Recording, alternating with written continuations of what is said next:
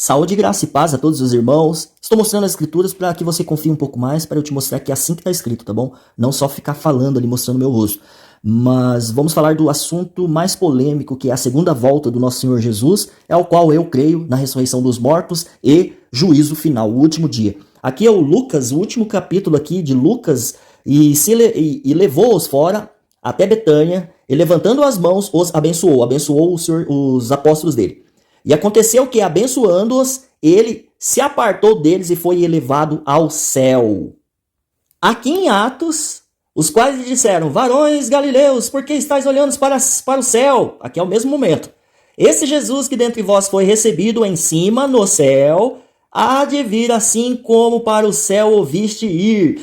Então aqui o Senhor Jesus ele já havia sido morto, ressuscitou, andou entre os discípulos, os seus apóstolos ali, durante 40 dias, e aí ele chegou no meio dos 11. E falando ele essas coisas, o mesmo Jesus se apresentou no meio deles e disse, dos 11, paz seja convosco. E eles, espantados, atemorizados, pensavam que viam algum espírito. Ele disse, por que estáis perturbados? E por que sobe tais pensamentos ao vosso coração? Vede as minhas mãos e os meus pés, que sou eu mesmo. Tocai-me. Opa, quem consegue tocar em um espírito? Opa, peraí, ele vai continuar então. E vede, pois um espírito não tem carne nem ossos, como vedes que eu tenho. Então o Senhor Jesus já estava com um corpo glorificado. E esse é o reino do céu, se você não está enxergando, meu irmão. Então, né, qual é a lógica do Senhor Jesus subindo para o céu? Muitas pessoas, eu creio que ele pode aparecer, se transfigurar para você e aparecer como um mendigo e você indo para templo. Não, eu preciso pregar o evangelho. E ele ali testando, eu tô com fome. Não, eu vou dar meu dízimo lá, não ajudar o próximo que está caído no chão. Esse é o seu próximo, lembra bem da parábola. Então qual que é a lógica também dele ter morrido, crucificado? Depois da ressurreição ele fala, ide por todo mundo e pregai o evangelho.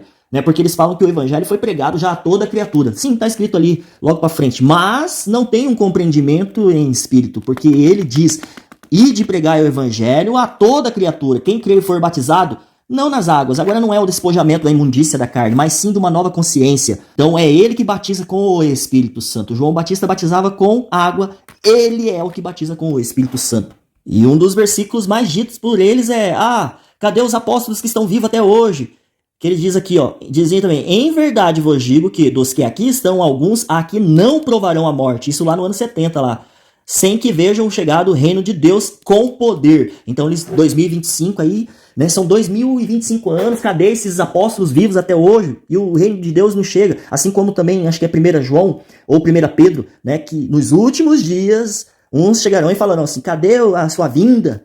Cadê? Né, que um dia para o Senhor é como 1000 anos e 1000 anos como um dia. Só que eles esquecem o seguinte, logo na seguida aqui, versículo 1, versículo 2 é a transfiguração, diferente lá de Mateus, que muda para capítulo 16 para capítulo 17. Então aqui é o mesmo contexto. Aqui ele vem 6 dias depois, Jesus tomou consigo a Pedro, Tiago e João. Segura esses 3 aí, meu irmão. E os levou sozinho, em particular, a um alto monte e transfigurou. Se uma pessoa se transfigurar na sua frente, você vai falar assim, essa pessoa é normal se transfigurar.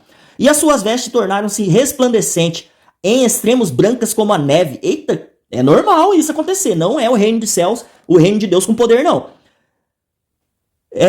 As tais como nenhum lavadeiro sobre a terra os poderia branquear. E apareceram-lhe Elias e Moisés. Não, isso aqui não é o reino de Deus com poder, não. Cadê eles? Que eles precisam ver o quê? Além disso aqui, meu Senhor Jesus. Então, se isso aqui não é o poder de Deus, né? Lá em Mateus é ver o Filho do Homem vir no seu reino. Aqui é chegado o reino de Deus com poder. Nos 3 evangelhos tem Marcos, Lucas e Mateus. A mesma passagem. Porém, Mateus está de capítulo 16 para capítulo 17 e aqui não muda de capítulo. É uma continuação. E se isso aqui não é o poder de Deus em grande glória, o que será então?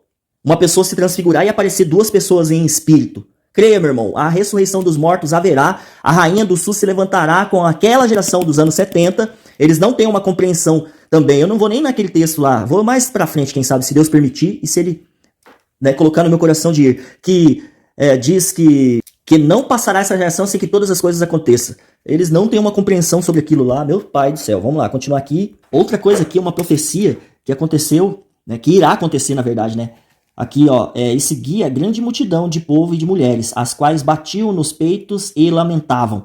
E Jesus, porém, voltando-se para elas e disse: Filhas de Jerusalém, não choreis por mim, chorai antes por vós mesmas e por vossos filhos, porque eis que hão de vir dias, depois de todas aquelas coisas, em que dirão: bem-aventuradas as estéreis e os ventres que não geraram, e os peitos que não amamentaram. Então começarão a dizer aos montes: cai sobre nós, e os alteiros: cobre-nos.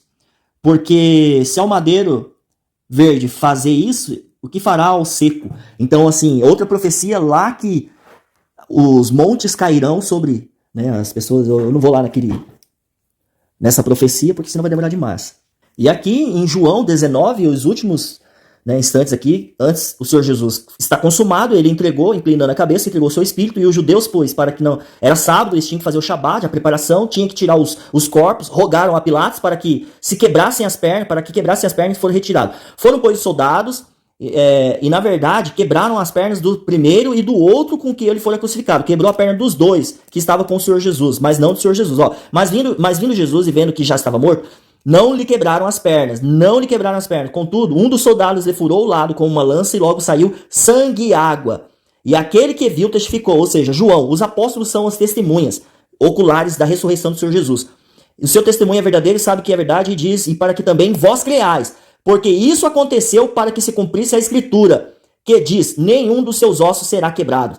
Vindo que Jesus estava morto, não lhe quebraram os ossos. Profecia cumprida perante eles lá na cruz. E agora haverá uma outra profecia, e outra vez diz a Escritura: verão aqueles que os transpassaram.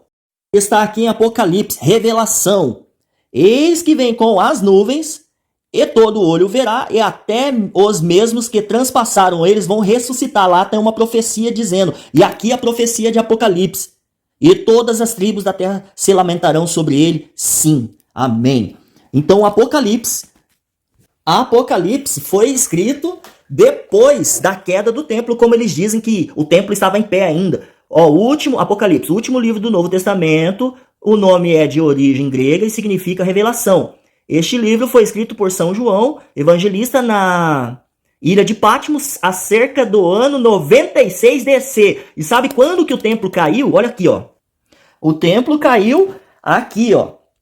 Olha só. Pouco antes da sua crucificação, Jesus disse aos seus discípulos que não ficaria pedra sobre pedra do majestoso templo hebraico. Em 70 DC, por ocasião da Páscoa, foi numa Páscoa, né, um Shabat, quando a profecia foi cumprida, ou seja, o templo caiu em 70 DC. Amém, meus irmãos? Aqui é uma outra Bíblia. Deus abençoe grandemente a vida de vocês. E somente, Pai, somente o Senhor Jesus, seu Filho, tem o poder de tirar os selos e revelar aos seus pequeninos, Pai. Somente Ele tem o poder de tirar as escamas dos teus olhos, dos olhos do teu coração, para que você tenha entendimento e compreensão de suas palavras e gere frutos. Deus abençoe grandemente a cada um de vocês e quem vocês têm no coração.